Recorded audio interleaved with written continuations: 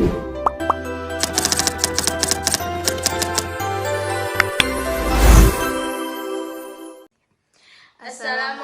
warahmatullahi wabarakatuh. Perkenalkan, nama saya Alvina Ramadhani dengan NIM 2330203025.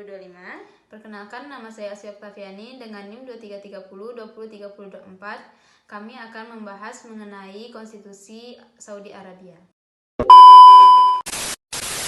Menurut saya, Konstitusi Arab Saudi merupakan contoh unik dari negara yang berhasil menggabungkan nilai-nilai Islam dengan sistem pemerintahan modern. Dengan menjadikan Al-Quran dan Sunnah sebagai hukum tertinggi, Saudi Arabia menunjukkan komitmen kuat terhadap syariah. Inilah bentuk penerapan Islam secara nyata dalam struktur ketatanegaraan. Ya, saya setuju bahwa Saudi Arabia berpegang pada syariah. Tapi kita tidak bisa menutup mata terhadap kenyataan bahwa sistem pemerintahannya bersifat monarki absolut. Semua kekuasaan eksekutif, legislatif, dan yudikatif berada di tangan raja. Ini menimbulkan pertanyaan, apakah sistem seperti ini benar-benar mencerminkan keadilan Islam atau hanya melestarikan kekuasaan turun-temurun? Monarki di Saudi bukan hanya soal kekuasaan keluarga, tetapi bentuk stabilitas yang berakar pada tradisi Islam. Dalam sejarahnya, raja dianggap sebagai pelindung agama dan penjaga dua tanah suci, Mekah dan Madinah. Dalam konteks ini, ketaatan kepada raja juga merupakan bagian dari ketaatan kepada sistem Islam yang telah diatur dalam syariah. Tapi Islam tidak mengenal konsep kekuasaan absolut tanpa batas. Nabi Muhammad SAW sendiri mencontohkan sistem syura, musyawarah itu dalam pengambilan keputusan. Di Saudi, Majlis Al-Shura memang ada, tetapi anggotanya ditunjuk langsung oleh raja, bukan dipilih oleh rakyat.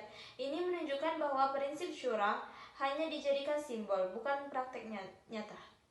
Memang anggota Majelis Asyura ditunjuk, namun fungsinya sangat penting dalam memberi nasihat, hukum, dan kebijakan kepada raja.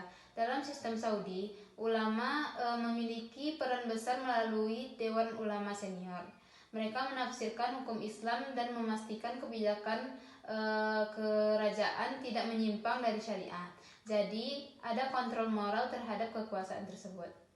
Ya, masalahnya kekuasaan ulama di sana juga sangat ketergantungan pada satu raja. Ketika kebijakan modernisasi dijalankan melalui visi yang nantinya dikeluarkan tahun 2030 misalnya, banyak fatwa yang diubah atau disesuaikan agar sejalan dengan kebijakan politik. Ya, ini membuktikan bahwa otoritas agama pun bisa dipolitisasikan. Disinilah muncul kontradiksi antara ideal syariah dan praktik kekuasaan. Saya melihat reformasi seperti visi tahun 2030 justru sebagai bentuk ijtihad modern dalam menerapkan syariah sesuai konteks zaman. Pembukaan bioskop, pemberdayaan perempuan, dan kemajuan ekonomi tidak berarti menyalahi Islam, tetapi menafsirkan syariah secara dinamis. Bukankah Islam itu fleksibel dan rahmatan lil alamin?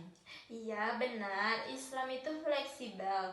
Tapi fleksibel tidak boleh menutupi pelanggaran hak asasi manusia. Di Saudi kebebasan berekspresi dan berpendapat masih sangat terbatas. Kritik terhadap pemerintah bisa dianggap sebagai kejahatan di sana. Bahkan aktivis yang memperjuangkan reformasi sosial sering dijatuhi hukuman berat. Ini tidak sesuai dengan prinsip keadilan dalam Islam, menurut saya. Itu memang masih menjadi tantangan. Namun kita juga harus memahami konteks keamanan nasional. Saudi Arabia berada di kawasan yang rawan konflik dan memiliki tanggung jawab besar sebagai pusat dunia Islam. Pengendalian opini publik seringkali dilakukan demi menjaga stabilitas politik dan agama. Tetapi stabilitas itu tidak bisa dijalankan dengan alasan untuk membungkam rakyat. Islam sendiri menekankan amar ma'ruf nahi mungkar, artinya rakyat berhak menegur penguasa jika mereka menyimpang. Nah, jika kritik dibatasi, bagaimana coba prinsip itu bisa dijalankan? Ini membuat rakyat seolah tidak punya peran dalam kehidupan politik negara.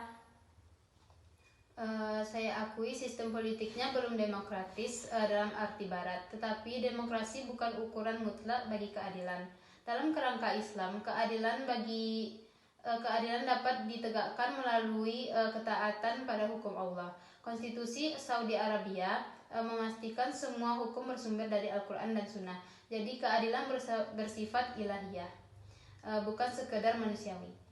Namun, interpretasi syariah bisa bervariasi, dan ketika satu kelompok ulama saja yang berhak menafsirkan, itu bisa berujung pada dominasi. Misalnya nih, dalam hal hak perempuan, baru belakangan ini mereka diizinkan mengemudi dan berpergian tanpa wali. Itu menunjukkan bahwa tafsir keagamaan sering digunakan untuk membatasi, bukan membebaskan. Perubahan justru menunjukkan evolusi sosial di bawah bimbingan syariah. Tidak semua hal bisa diubah sekaligus. Reformasi bertahap diperlukan agar tidak menimbulkan gejolak sosial.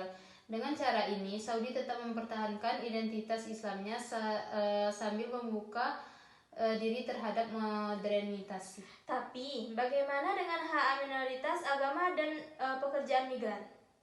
Laporan internasional menunjukkan adanya diskriminasi dan eksploitasi. Jadi, jika Saudi benar-benar menerapkan nilai Islam, seharusnya prinsip keadilan dan kemanusiaan berlaku di universal, bukan hanya bagi warga Muslim saja atau warga negara tertentu saja. Pemerintahan Saudi kini sedang melakukan perbaikan dalam hal tersebut. Reformasi sistem khalifah misalnya menunjukkan komitmen untuk melindungi pekerja migran.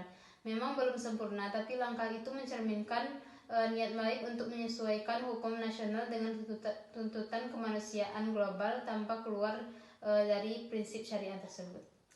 Oke, saya menghargai upaya itu. Namun, saya tetap berpendapat bahwa sistem monarki absolut ini membuat perubahan berjalan lambat dan bergantung pada kehendak satu orang. Selama kekuasaan tidak dibatasi secara institusional, keadilan akan tetap bersifat selektif. Syariah seharusnya dijalankan secara kolektif, bukan atas dekret individu saja. Pandangan Anda ada benarnya, tapi saya percaya bahwa karakter kerajaan di Saudi memang dirancang untuk menjamin kesatuan umat dan kestabilitasan negara. Selama hukum tetap berpijak pada Al-Quran dan Sunnah, sistem ini masih sah dalam perspektif Islam. Tantangannya tinggal bagaimana menyeimbangkan antara otoritas raja dan partisipasi rakyat saja. Ya, semoga keseimbangan itu benar-benar bisa terwujud ya. Dan semoga Islam tidak menolak kepemimpinan, tapi menolak penindasan. Dan konstitusi Saudi seharusnya menjadi jalan untuk menciptakan keadilan sosial yang sejati, bukan hanya menjaga kekuasaan, tapi juga menjamin martabat manusia sesuai ajaran Islam. Baiklah, hanya itulah hasil diskusi kami. Jika ada kekurangan dan kesalahan kata, saya mohon maaf. Kami akhiri dengan wassalamualaikum warahmatullahi wabarakatuh.